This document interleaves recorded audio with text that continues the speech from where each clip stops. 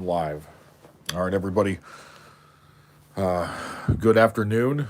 You are listening to Death Church Radio, Death Church Radio podcast, and the Sean C. Stuckey Show. Basically, the name of all one show. Facebook, BitChute, YouTube, Trovo, Vimeo, pretty much anywhere. Facebook Live. I am Pastor Sean Stuckey. Welcome yourselves to a new episode. This is episode 33 of Death Church Radio. So, what I wanted to do really is, being that I took a couple of days off, pretty much almost a week off of doing the show, even though I felt compelled to do it. I felt compelled by the Holy Spirit to make this show, just making excuses for myself as to why I couldn't do it. I mean, even just for today, it's just my head is in a fog right now, but even just for today, I wanted to come back to doing the show before I have to get ready for work, before basically, so here's what I'm going to do. This is going to be a special episode. I'm going to talk to you guys basically about what's been going on in my life, to just like a little therapy session kind of thing. I'm not going to dox myself or reveal too much information. It's just been a lot of stupid, really stupid, awful things that have been going on lately in my life, and I've been completely stressed out. Just completely, it's just things right now have just, right, okay, so in this moment, things are actually going a little bit better. It's like before turning the camera on to do this podcast. But just basically to tell you guys,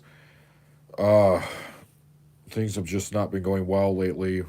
Having car trouble again, money problems, problems with my new schedule, my new job, thinking that I was going to have to quit this new job and go back to making almost $4 less an hour, which really, I don't really care. One moment. Hold on, I have to blow my nose. Okay, hold on.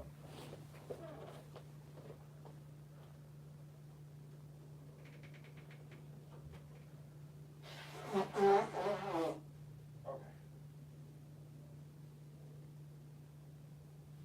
right, sorry about that. So, like I was saying to the audience here, I was already feeling convicted. I was already feeling like, look, I need to do this. I need to make this show. And normally what I've been doing is I write a script beforehand, and I just didn't want to do the research today. Today's going to be a special episode. Let's see, today's Saturday, so Sunday. So tomorrow, it's going to be an episode with a script. But today, I just want to talk to you guys about what's been going on in my week, what's been going on in my life, the multiple, many, many struggles that I've been dealing with the last, I don't know, it's actually been the last 5 months, like 4 months to be honest.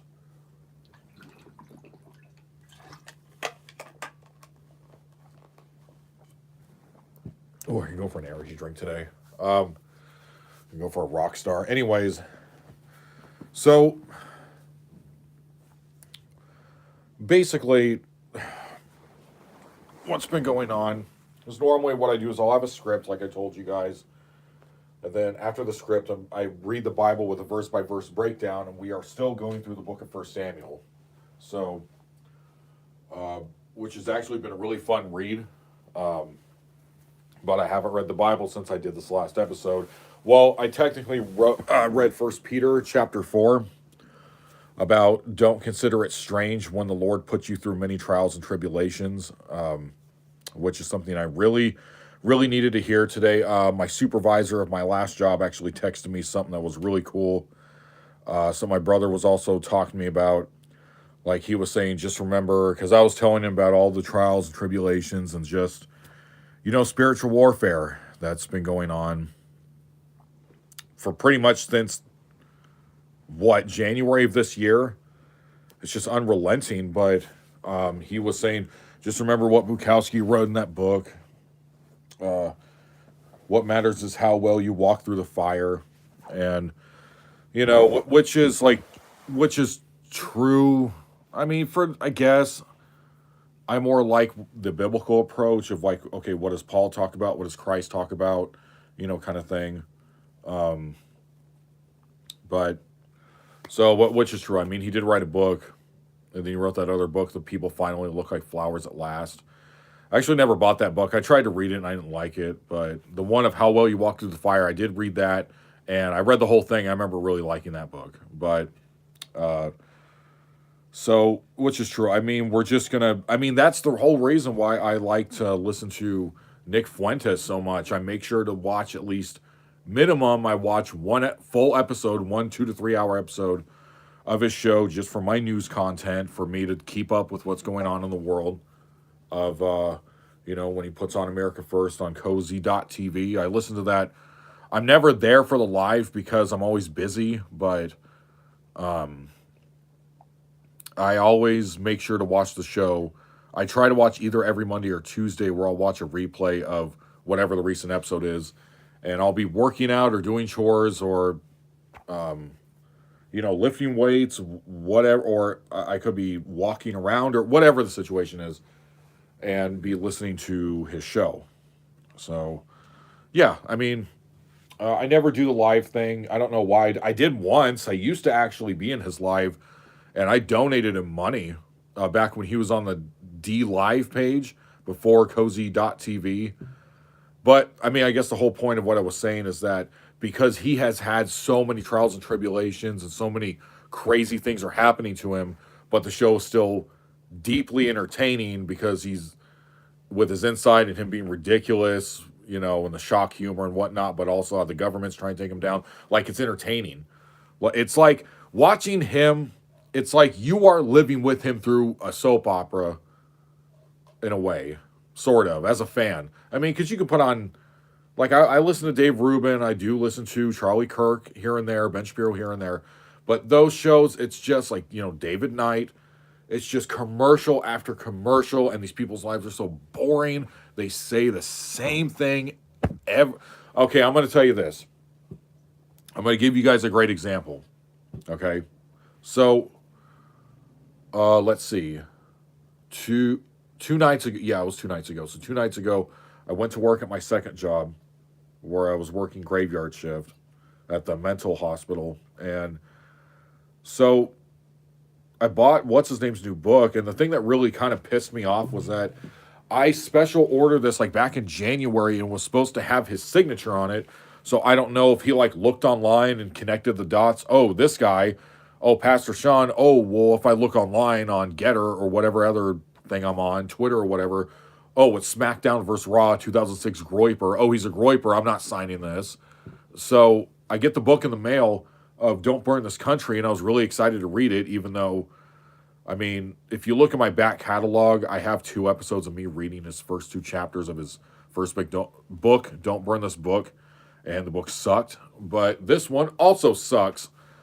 I read the introduction, and I read the first chapter of the book, and I was just thinking, like, dude, this is the same. You can just listen to one of his podcasts or one of his episodes on YouTube, and it's the same exact thing as the book. Like, there's nothing different. What, like, if you guys I mean, if you want to buy my book, I don't know. I'm trying to figure out this thing on a website right now so people can just, I mean, well, technically, you can just read all my stuff for free if you go to All Poetry and type in the Eon letters. That's my thing on there. If you want to read my short stories and poems that I've been writing since 2005, like, all that's on there for free. You just have, I don't even know if you even need to make a profile. But if you want to buy the book, you can. If you don't, it's fine either way, because it just makes me uncomfortable when people spend money on my work. That's why I don't really promote it that much. But anyways, point being is that when you look at one of my books or my writings, it's completely different than this. If you read my short stories or my poems, it is nothing like how I'm talking to the phone right now to talk to you guys through this podcast. It's completely different.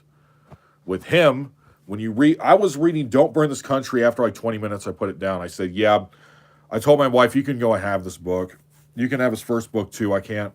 It's so boring. It sounded like he sat in a room and he talked into a microphone, and then his editor or whoever or a robot took his voice and then put it to the page, like what you can do when you copy and splice. and then paste on the thing, and then the robot reads to you. It's like a robot took his voice that he's spoken to a microphone, and then that's the book. That's how it comes off as. It's super boring. So great ideas. Not saying I don't agree with them, because I do for a lot of it. I mean, the whole thing with, I'm pretty sure I didn't go over this, but the whole thing with him and his husband, Dave, that they paid for 2 surrogates or something like that. Yeah, completely disavow. I completely disagree with that. That is not godly at all. I love the guy. I appreciate him. I'm a big fan. I'm actually a pretty big fan of Dave Rubin. Maybe not so much recently, within the last maybe year or 2 years. Basically, when he brought on Ben Shapiro for the first time, and then he was doing the tour back in 2017 with Jordan Peterson, that's when I was probably his biggest fan. Before he went to Rebel, what's it called? Rebel Media, Rebel TV, with Glenn Beck. Really like Glenn Beck too, but the thing is that ever since Dave went on to that show where he puts out videos every day now, his show's gotten super stale, and it's pretty difficult to listen to him, just because he says the same like 3 subjects over and over again, and that's the book. So yeah, I told my wife, you can go ahead and have this. I don't want it. I'm gonna go buy a different book. So I read a lot. So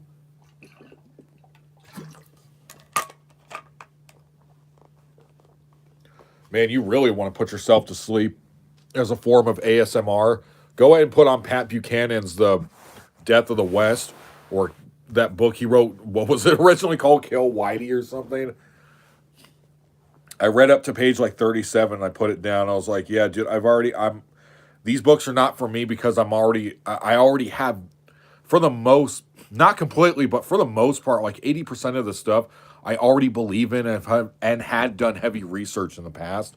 So when I was trying to sit there reading The Death of the West, I actually believe that for most of that I was reading, it's actually on a live video that I did doing one of these.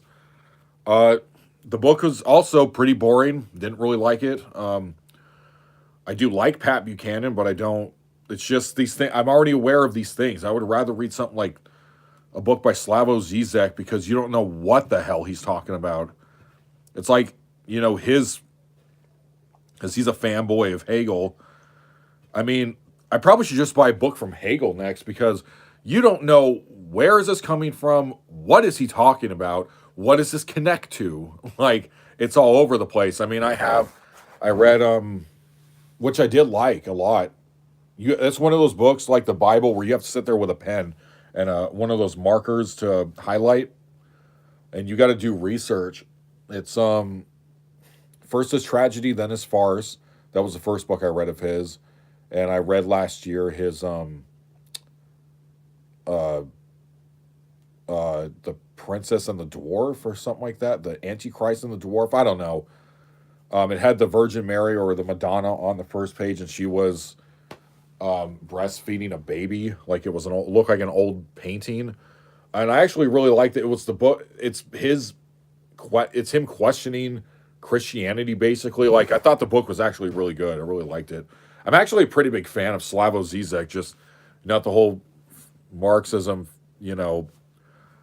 because Vladimir Lenin was a Freemason, I found out recently.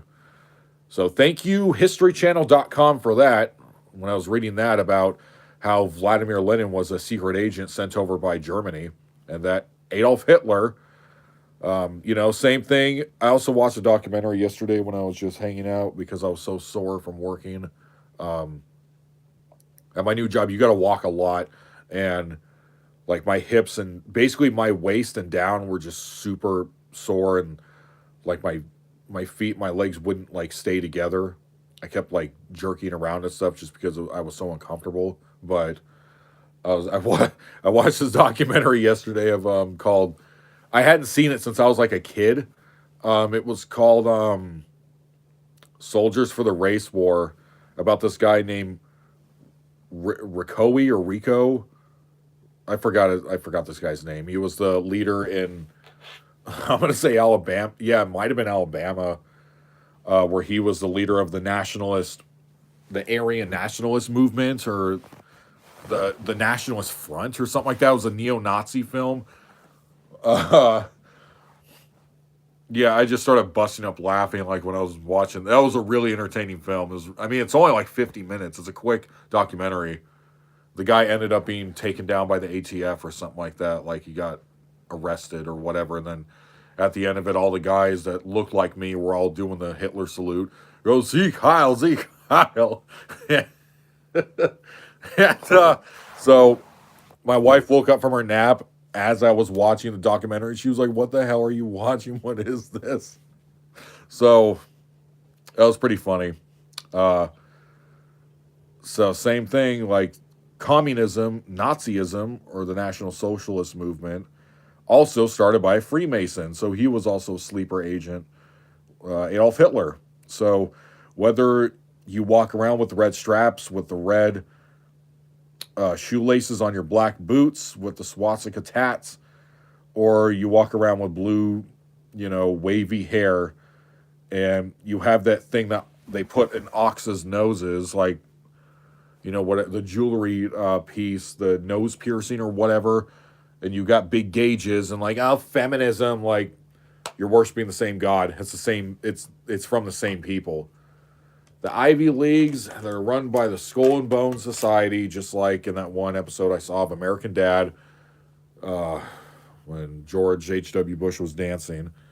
He's like, oh, let's all do the Skull and Bones. So, yeah, the Freemasons, they controlled all of that.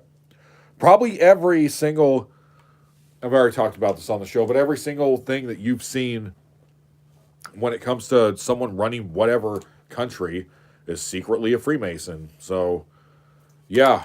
I mean, it is what it is.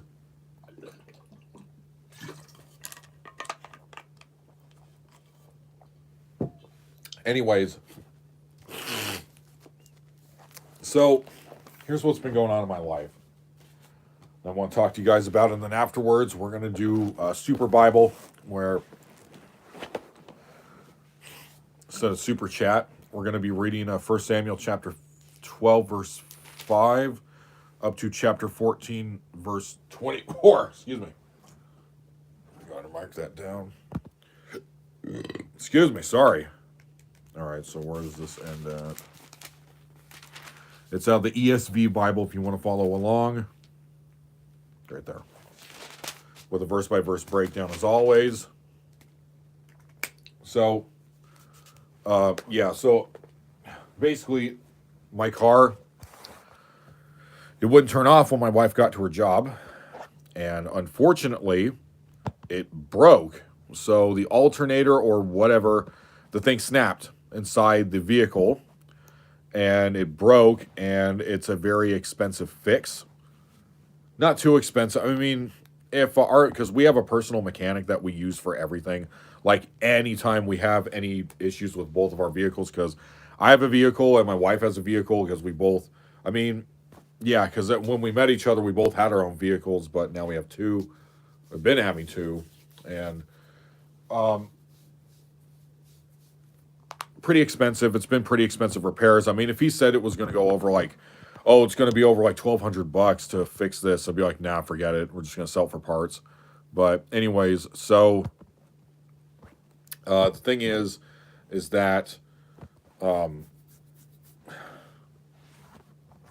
just sell it for parts. But it's actually going to be $600, which is not too bad. It's not good, but it's not that bad. It's doable, because me and her do have the money to fix it. So thank God for that. But anyways, so the thing is that we had to take it in because it wouldn't turn off, and then I had to pick up my wife, and she was very upset. It's just because there's just been a whole lot of spiritual warfare lately. I told her what you were marrying into. I'm the walking black pearl.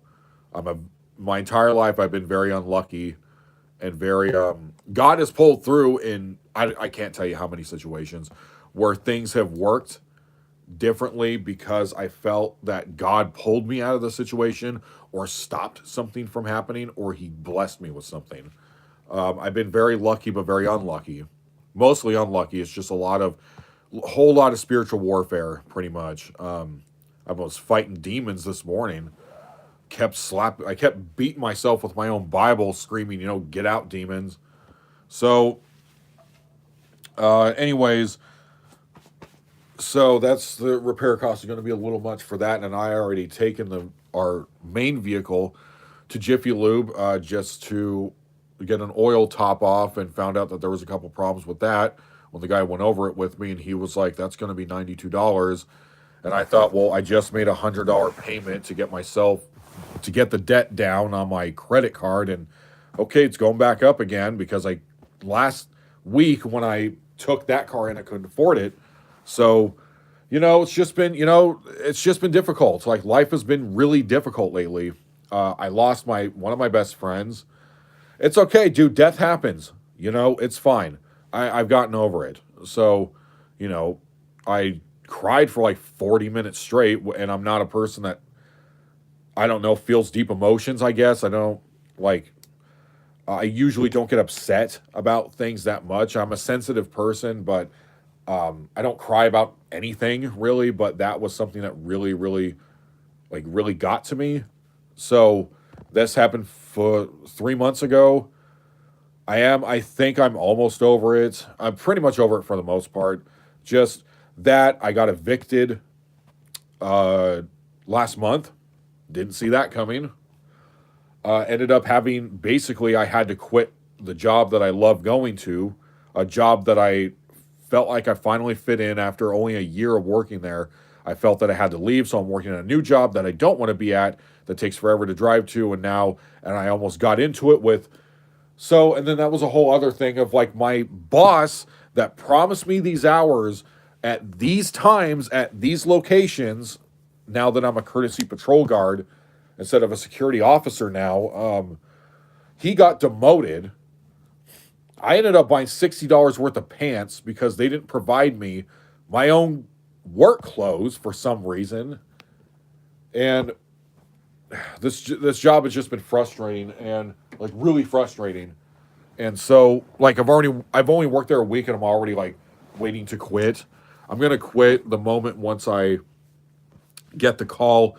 I just have to wait another week and a half, but I'm going to get a call from the police department about that job. So I'm pretty sure there's a good chance that I pass that 2-hour test, but to become a 911 dispatch agent. But anyways, so the thing is that then a new guy was put into place, and then I didn't know that they hired a new guy because I tried to talk to my old guy yesterday when I was coming out of that, unbearable amount of massive talent or whatever, that Nicolas Cage film that, just completely blowed. That movie, like I was telling my friend last night, one of the guys that trained me at my job, my old job, that movie was like a 4 out of 10 stars. Like, do not go see that Nicolas Cage film. It blowed. Like, everything, even the car scene just felt tacked on. But, so, ended up almost getting into it with my new boss, this guy I just met last night on the phone, because I told him, this is not what I was told. This is not what I was promised with the guy who hired me, and I didn't know that he was being demoted. And basically, if I was told during the interview, hey, Sean, you're going to have all these different days off. Every week that you work, you will have different days off with all random times. Like, this day you might be going in 8 p.m. to 4 a.m. This one might be 6 p.m. to 2 a.m. Like, this one, you might not be going in until whenever, like midnight. Like, and then, this week could be Wednesday and Thursday. The next week it's Saturday, then Monday. Like, it's just, I told him that's not what I was told during the interview, and I don't want to do that. And so me and him almost gotten into an argument last night on the phone, which looks great. If you're a wagey like me, that looks great to only be, you're not even past your 90-day probation period, and you're already getting into it with your boss.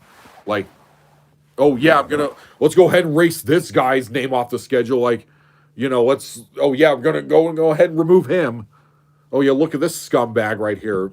So, he's demanding his own schedule because, he never gets to see his wife. He doesn't get to see his family. Fuck him kind of thing.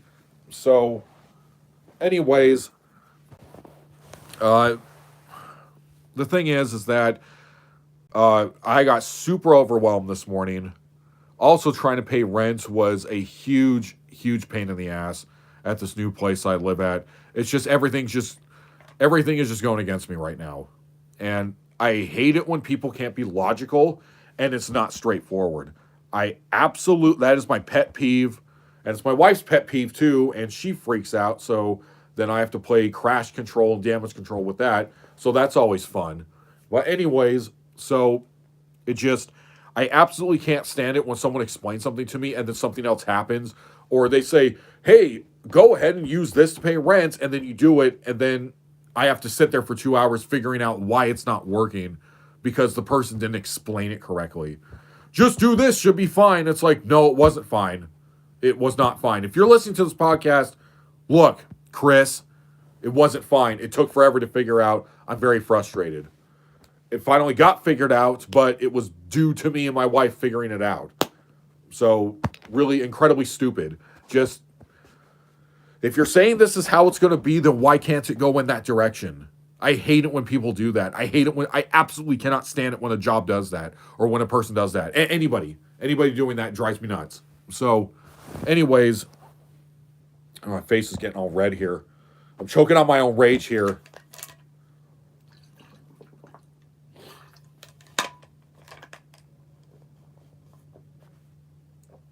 Okay. All right. So, anyways, this finally gets figured out this morning. My new boss sends me a email saying, hey, so we want to put you on this schedule. It's just the 2 places that you've already trained at. You just need to bounce from these 2 places at these times, and we're going to put you on 4 days a week, but it's the same pay. I said, okay, that's perfect. Let's just go ahead and go with that. Because on the 5th day that I normally be working, I'll just go do 8 hours at my second job, and then I'll take 2 days off a week. That's perfect. Let's just do that. It's just, so it's annoying. It's annoying when people are irresponsible. They don't think things through. How is this going to work? Oh, I guess I'm going to do whatever I want still. I guess he'll just figure it out. I cannot stand that mindset. I cannot stand. It's a boomer thing, and I cannot stand it. If you're telling me, it's like, here's a Lego piece. It's blue. This connects into the red Lego piece. You just click it like that. Okay, so Pastor Sean, you take this Lego piece and you click it into the back of it. Now it's a bigger Lego piece. Okay, and then you give me the Lego pieces and they don't fit.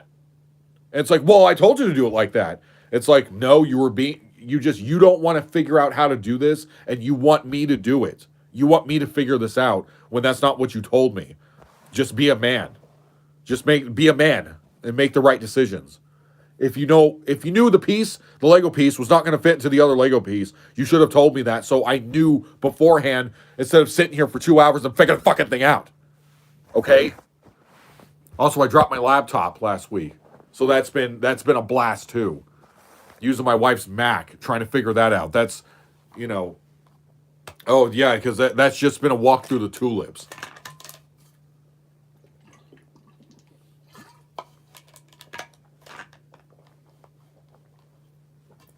Taking a lot of water pauses here. Yeah, well, Arizona. It's just the land of disenchantment. You see what I did there? Haha. Anyways, that's just been what's been going on with my life. I mean, the whole thing with Elon Musk is pretty cool, I guess. I mean, it's just like, I don't know. I don't know why people are making such a big deal out of this. Like, as we're going over this last week on my show, it's still in the news right now that a bunch of people I've seen on there said, I'm back, hey, I'm back, with a bunch of Twitter accounts. I mean, Groiper has already been in my name for it's been going on 6 months now, and I haven't gotten banned, but I mean, it's on a lower level on there. Dude, just use Gab. It's the same thing, but it's better. Like, I like that guy, Andrew Torba. I got his I'm looking at his poster right now. I'm sitting on the bed making this podcast. I can see his poster in the other room right now. It's him with his arms crossed, and it says no. And it's a bunch of people that says censor speech, but it's a cartoonish, fiendish looking drawing of all these like Getter and Twitter and the ADL and Facebook, like Mark Zuckerberg, like all these other people. And it shows them in these like it's like a demon-esque, kind of fiendish looking, like you could tell they're the heels. Like shit, you need to cancel free speech. So I mean, Gab is my favorite one to use. I would if you want to get on social media, but you're like, dude, I don't want to use Twitter because I've heard of all these bad things. Go to Gab, GAB. Just go on Gab, dude. I donate money to them, so it's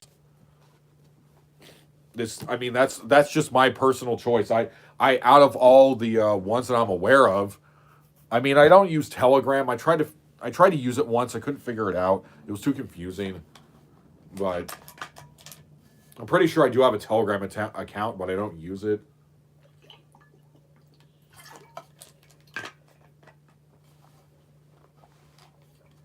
Okay, got some water left.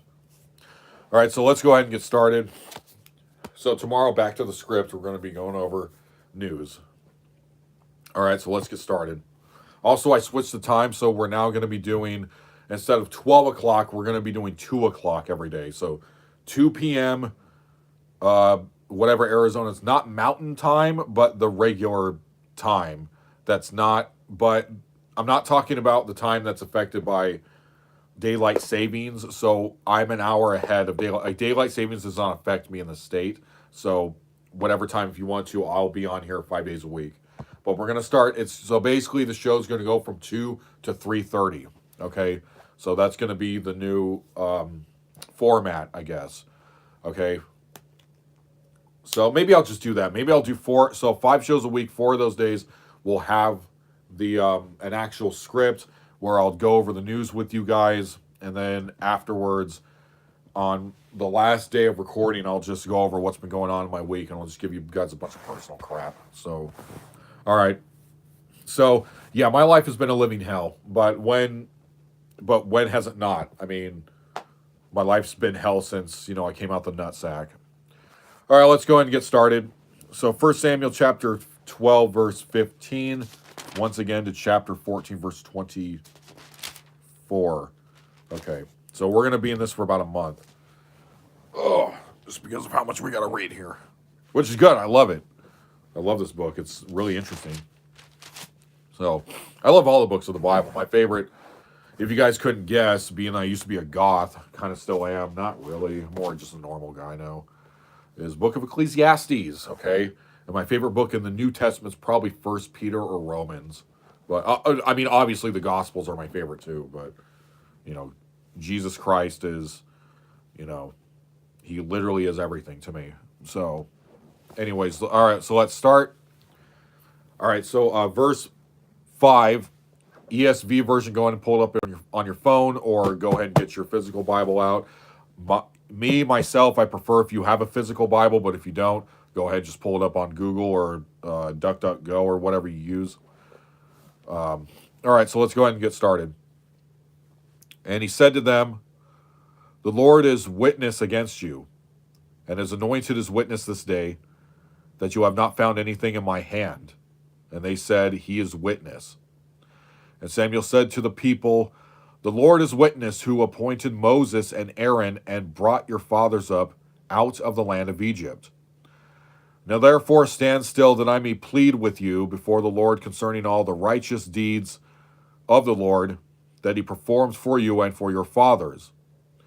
When Jacob went into Egypt and the Egyptians oppressed them, then your fathers cried out to the Lord, and the Lord sent Moses and Aaron, who brought your fathers out of Egypt and made them dwell in this place. But they forgot the Lord their God, and they sold them into the hand of Sisera, commander of the army of Hazor, and into the land of the Philistines, and into the land of the king of Moab, and they fought against them. And they cried out to the Lord and said, 'We have sinned, because we have forsaken the Lord and have served the Baals and the Ashtaroths. But now deliver us out of the hand of our enemies, that we may serve you.' And the Lord sent Jerubbaal and Barak and Jephthah and Samuel, and delivered you out of the hand of the enemies on every side. And you lived in safety. And when you saw that Nahash, the king of the Ammonites, came against you, you said to me, 'No, but a king shall reign over us,' when the Lord your God was your king. And now, behold, the king whom you have chosen, for whom you have asked. Behold, the Lord has sent a king over you. If you will fear the Lord and serve him and obey his voice and not rebel against the commandments of the Lord, and if both you and the king will reign over you, you will follow the Lord your God. It will be well. But if you will not obey the voice of the Lord and rebel against the commandments of the Lord, the hand of the Lord will be against you and your king. Now therefore, stand still and see this great thing that the Lord will do before your eyes. It is not wheat harvest today.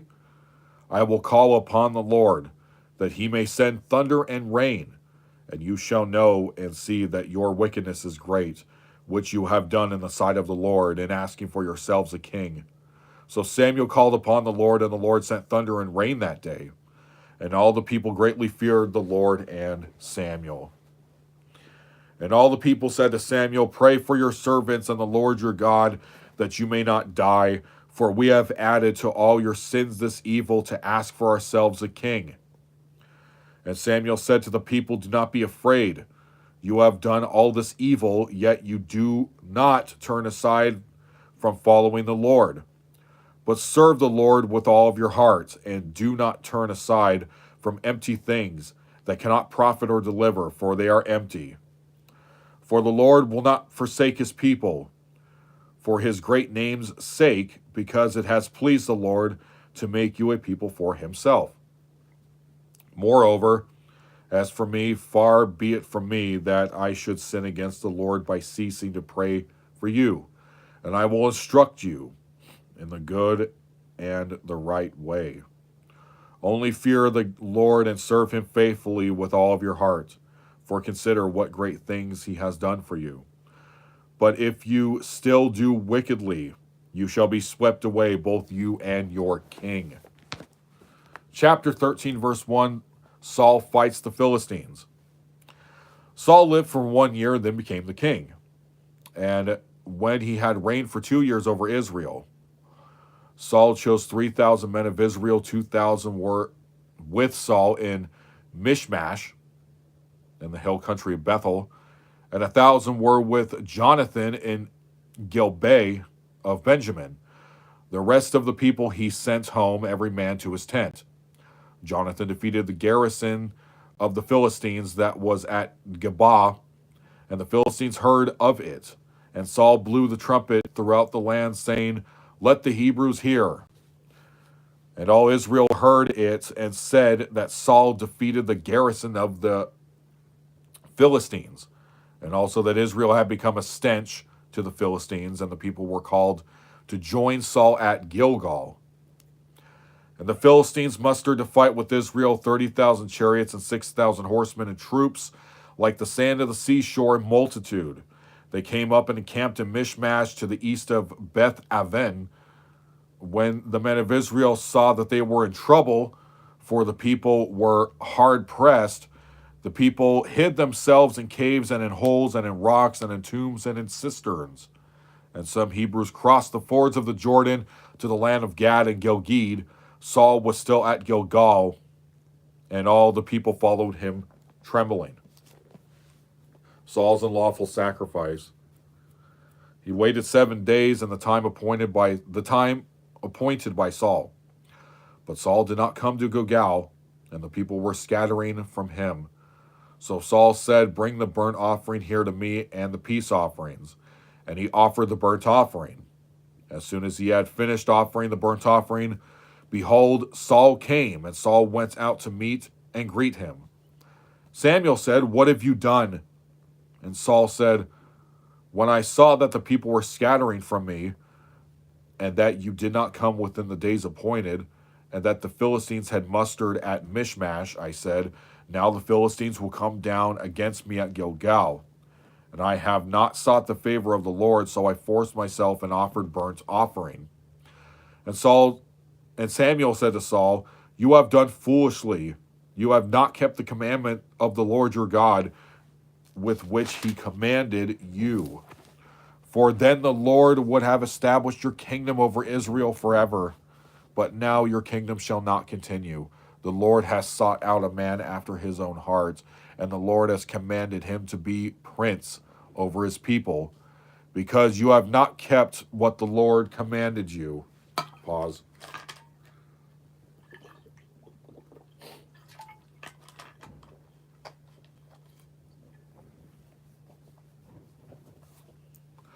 And Samuel arose and went from Gilgal, and the rest of the people went up after Saul to meet the army. They went up from Gilgal to Gibeah of Benjamin, or Gilbeth.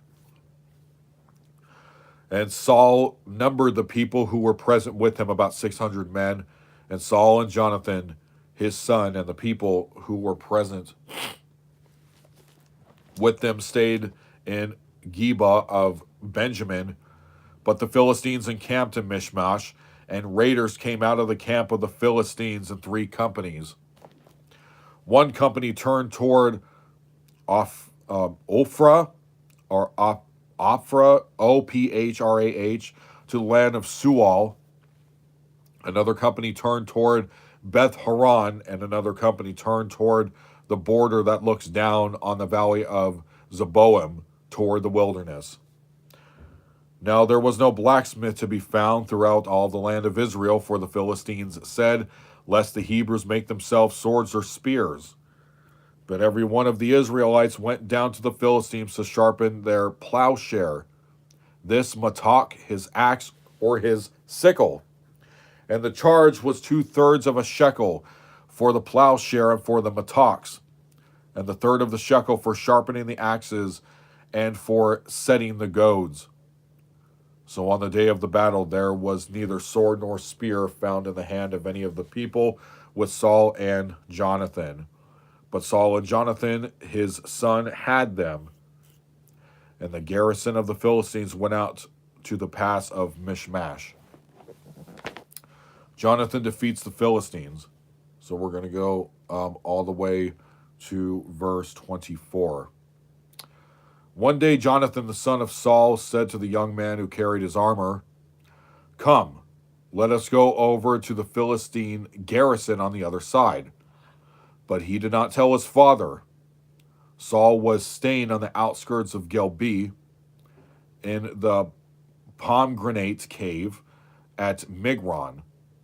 The people who were with him were about 600 men, including Ahijah, Ahijah, and the son of Abtub, Ahitub,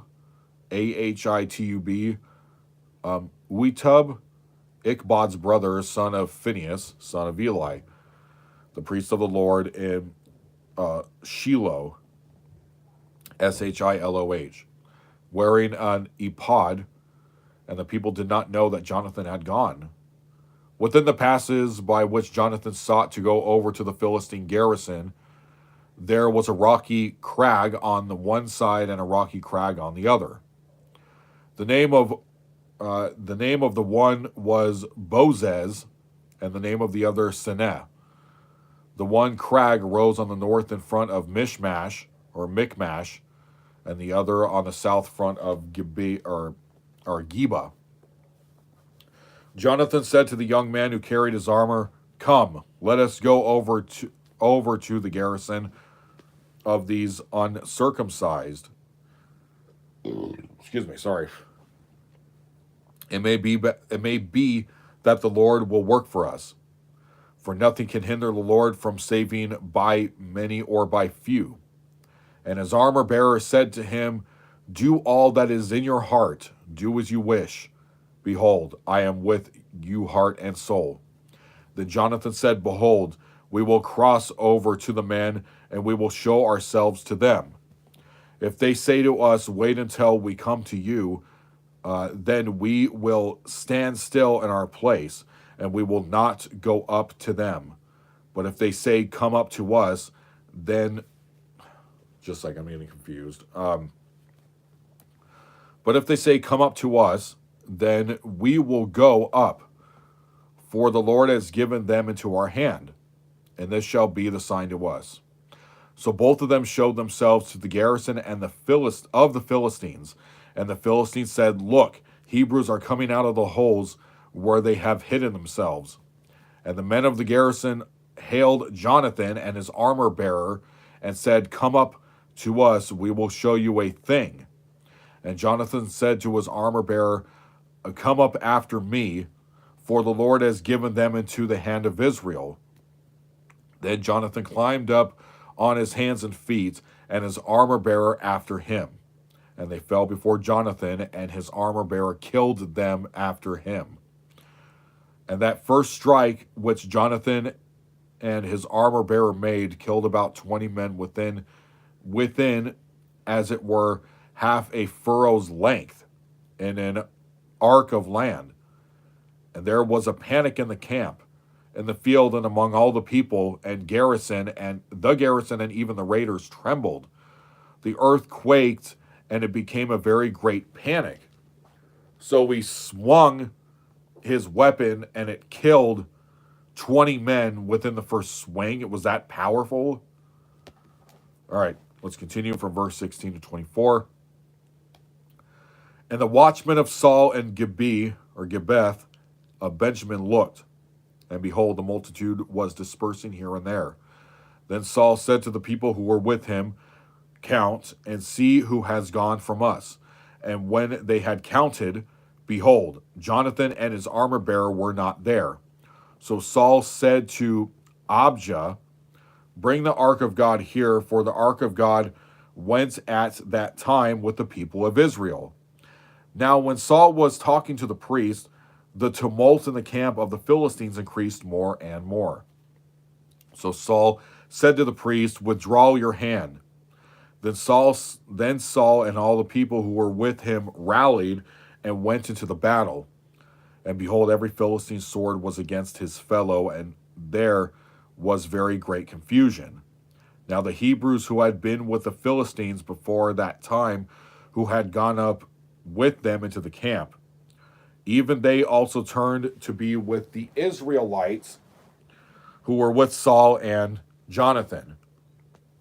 Likewise, when all the men of Israel who had hidden themselves in the country of Ephraim heard that the Philistines were fleeing, they too followed hard after them in the battle.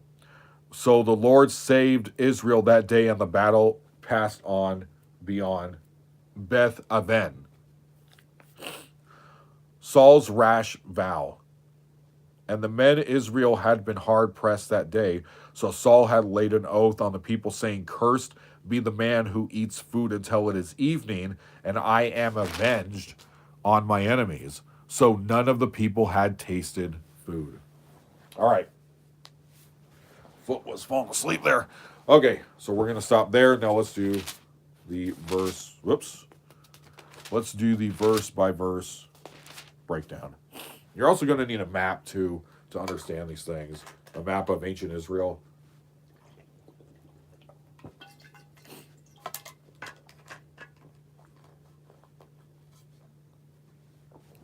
Okay. All right. So now the breakdown. All right. So chapter 12, verse 7 through 12, Samuel turns to the relationship between the Lord and his people.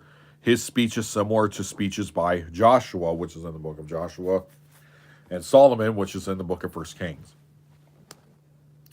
Next part, verse 10 of chapter 12, the Baals and the Ashtaroths, the foreign gods and goddesses. Next part, verses 14 and 15, Saul concludes his official speech by summarizing his admonitions to the covenant people. Not only the people, but also the king should be obedient to the Lord. No king in Israel is exempt from obeying the Lord's commandments. Next part, verse 21, empty things, or tohu, refers here to vain idols. An idol is nothing, a vicious entity that gives the one who trusts it only vanity or emptiness in return. Okay? Verse 22, the Lord will not deal with his chosen people according to their wicked deeds, but will treat them mercifully for his own name's sake. This is a biblical principle of divine saving grace or favor.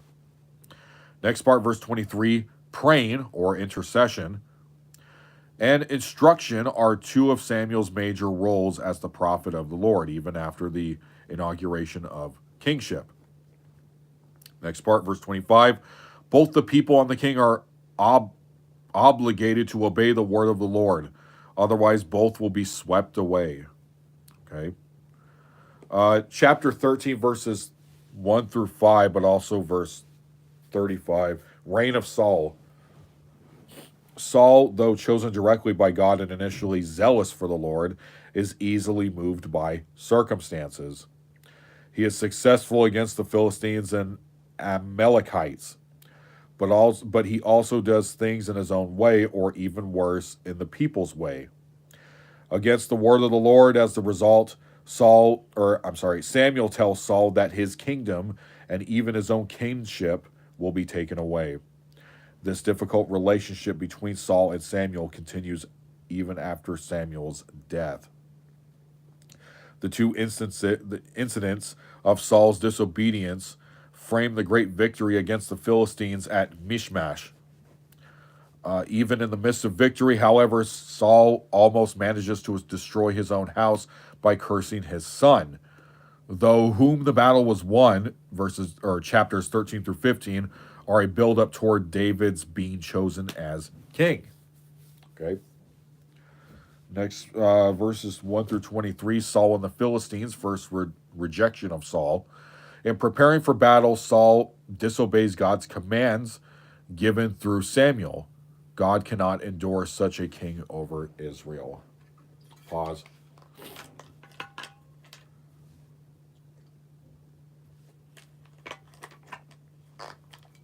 Okay. All right, next part, chapter 13, verse 1. In Hebrew text of this verse is difficult. The various solutions have been proposed. One possibly is that some numbers, giving Saul's age and length of reign, were lost from the text at a very early point in this transmission. Most Septuagint manuscripts lack this verse completely. In Acts chapter 13, verse 21 says that Saul reigned for 40 years. This has led some translations to say that Saul reigned 40 years or else 42 years. Josephus, Jewish Antiquitas, I don't know if I pronounced that right, also has Saul reigned for 40 years. But the Latin text of the passage has 20 years, as does Josephus in Jewish and Antiquitas. The ESV text attempts to make sense of the Hebrew as it stands, indicating the time gaps between the events. Another possibility is that the author is making a comment about the immature Saul as if he were only a year old after becoming another man, and his ineffective reign as if it were 2 years, although this is only a speculative possibility, which is what I personally believe. I believe the Lord is talking about when he became the new man with the new heart, but that's up for however you want to interpret it. Next part, verse 2. In chapter 9, Saul is described as a young man, but here he has a son who had commanded troops, and thus a number of years may have passed. Next part, Mishmash is about 7 miles northeast of Jerusalem and 3 or 4 miles south of Bethel. These 3,000 men were his standing army. Next part, verse 3, defeated the garrison. The word translated as garrison here is in verse 4 a singular, while in chapter 10, verse 5, it is plural. Garrison in chapter 13, verse 23 is a different word. Okay? So garrison, garrisons, but it's different words in Hebrew. The trumpet, next part, also signals a revolt in Judges chapter 3, verse 27, and 2 Samuel chapter 15, verse 10. Okay. Next part, verse 5. 30,000 chariots. Seems very high, and perhaps the Syriac translation, Syriac, and one translation of the Septuagint, preserves the true reading. 3,000, Beth Aven, is probably the Beth Aven near Ai, which is also talked about in the book of Joshua, chapter 7, verse 2. Okay? So you're going to need that ancient Israel map. I got one right here in the Bible. Okay, so verse 7, the land of Gad and Gilead, or land of Gad, that is Gilead. Okay. Next, verses 8 through 15, Saul had summoned the army to meet at Gilgal, the place where he had waited and been crowned. Again, waiting at Gilgal seems to have a special religious meaning. After this period of time, however, Saul offers sacrifices and breaks the commandments of the Lord. Some interpreters take this to mean that he did not obey the Lord's word through Samuel, recorded in chapter 10, verse 8, to the effect that Saul should wait 7 days for Samuel to come and offer burnt offerings and show Saul what to do. Others think the statements in verse 8, or chapter 10, verse 8, occurs several years earlier, and that Saul violates another unrecorded commandment from Samuel, or the command that only a priest should offer sacrifices, or the general principle that he should have waited to learn God's will through the prophets. In any case, Saul knows what he has done wrong, for he starts making excuses. Apparently he had been told not to make any move until Samuel gave him the word of the Lord. Here Samuel shows his tendency to be moved by circumstances and to rely on religious ritual to gain God's favor, okay, rather than to trust and obey the word of the Lord. Next part, verses 13 through 14. Saul's disobedience brings a serious result, the cessation of his kingdom. For in Israel, and kingship itself is under the authority of the word of God. Okay. Saul fails to acknowledge the prophet's higher role as a divine messenger and to listen to the word of God. So not listen to Samuel. Next part. The Battle of Michmash. As the Philistines strengthened their grip on the central hill county or country of Israel, they placed troops at Michmash and sent raiding parties into the countryside. After Saul's son Jonathan captured the town in Geba, or the town of Geba, Saul mustered more Israelite forces at Gilgal and joined Jonathan. A daring raid by Jonathan across the ravine separating Michmash and Geba led to an Israelite victory over the Philistines, and the Israelites drove them from the hill country. Pause.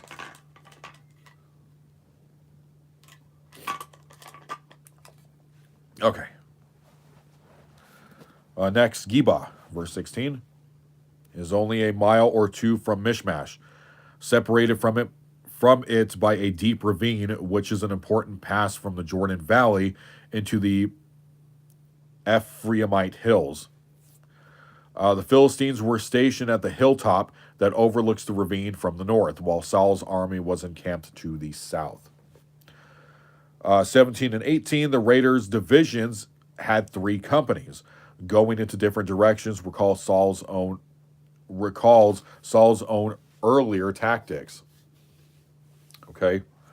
Next part, 19 through 22, no blacksmith in Israel. The Philistines apparently had been able to monopolize the production of the kind of metal, which was probably iron, needed for swords and spears, putting the Israelites at a great disadvantage. Thus, the Israelite victory at Michmash was indeed the Lord's doing. Iron plow points have been found, however, in Israelite context as early as the 11th century BC at the site of Gilbeth. As the ESV footnotes explain, the Hebrew text refers to the weight called a pim, P-I-M, taken from 2/3 of a shekel. A number of weights marked pim have been found. Okay. Next part, verses chapter 14, verse 1 through 52, Saul and Jonathan. Jonathan's act of trust in this chapter is sandwiched between 2 instances of Saul's disobedience, which is in chapter 13 and 15. The narrator thus clearly contrasts Saul and Jonathan before dealing with Saul and David. Okay. All right, verses 2 and 3. The outskirts of Gilbeth may mean the edge of the hill. Migron may mean threshing floor. Court was often held under a tree or on the threshing floor. Okay. Next part, Bezos means the gleaming one, and Sineh means the thorny one. Verse 6, next part, Jonathan's trust contrasts with Saul's concern about numbers. Okay. Next part, uncircumcised was a customary derogatory epithet used for the Philistines. So it was an insult. Next part, verse 10, if they say, come up to us, this would give Jonathan and the armor bearer the opportunity to get into the Philistines' camp, at which was probably its most thinly protected point. Okay. Without raising an alarm, the guard's words in verse 12 suggest that an attack by these two low men was the last thing on their mind. Okay, so war strategy there. Hebrew yoke was a unit for measuring area. Next part. A very great panic in verse 15 is literally the panic of God, suggesting divine intervention. So he sends a spirit of confusion over them, which was talked about in the last episode. Okay. Next part, verse 16. Though Saul was in Gelbeth, about 4 miles from Mishmash, his watchmen were probably stationed nearer watching Mishmash. Okay. Mishmash, the area. Okay, so next part, verse 18. The ark had apparently been brought from Kiriath Jearim to be with the army for some special reason. And Saul wanted Ehah, or Ahijah, I'll just call him Ehah, who carried the sacred lots and the ephod to cast the lots before the ark. Excuse me. Okay, so we're coming up to the end of this. These verses in verses 21 and 22 of chapter 14 describe several groups who earlier distanced themselves from Israel. Some people called Hebrews had previously defected to the Philistines, while others had hidden themselves during this time of war. Now that the conflict goes favorably, both groups commit to fighting for Israel. Sorry, my stomach. Okay, next part. Beyond Beth Aven, verse 23, this battle seems to have driven the Philistines from the central mountain areas. And last that we are going to break down here is verse 24, and then I will see you guys on the episode tomorrow. So Saul had laid an oath. Jonathan, of course, had not been present at the time. So thank you guys for listening. We will continue with the next 2 chapters of the book of 1 Samuel. So thank you and God bless.